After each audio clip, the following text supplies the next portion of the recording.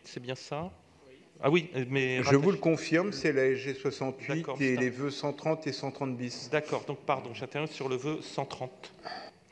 Pour vous dire, rattaché à la délibération, pour vous dire que l'annonce de Airbnb du 18 novembre dernier indiquant qu'elle était sponsor officiel du Comité international olympique a été vécue comme une véritable provocation par les Parisiennes et les Parisiens, compte tenu des pratiques déloyales de cette entreprise qui, comme vous le savez, pratique l'optimisation fiscale de façon éhontée, lui permettant de ne payer que 148 000 € d'impôts sur un chiffre d'affaires de 10 millions d'euros réalisé en France.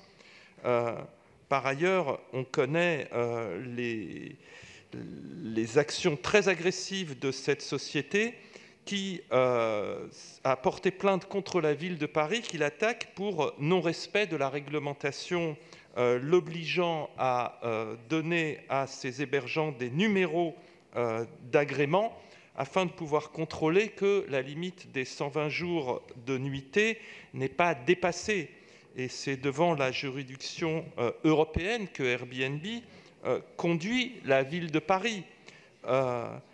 Accepter d'organiser les Jeux Olympiques en ayant ce sponsor à Paris est une véritable humiliation pour les Parisiennes et les Parisiens, notamment ceux du centre, puisqu'on connaît le développement incontrôlé de ces locations meublées touristiques dans le centre de Paris qui conduisent à la hausse des loyers, l'aggravation de la pénurie de logements, la mutation économique des quartiers, la fermeture de certaines classes qui n'ont plus d'effectifs parce que les parents, ne pouvant plus se loger, vont ailleurs, et donc la diminution du nombre d'habitants.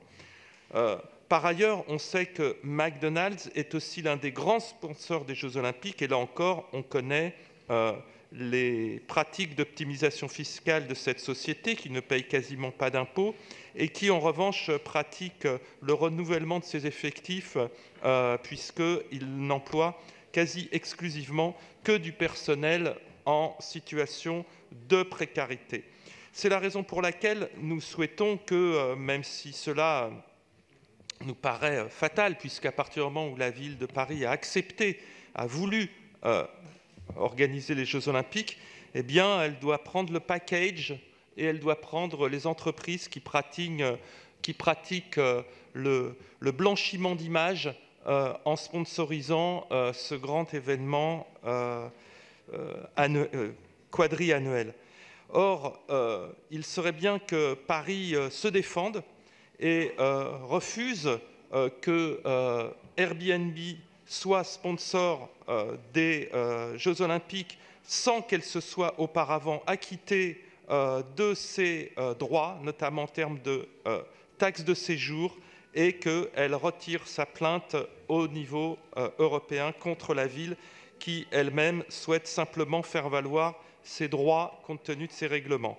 De la même manière, nous souhaitons que Paris instaure une règle pour que tout sponsoring ne soit refusé émanant d'entreprises qui pratiquent des actions contraires au droit du travail, contraires à l'environnement et contraires à la justice fiscale.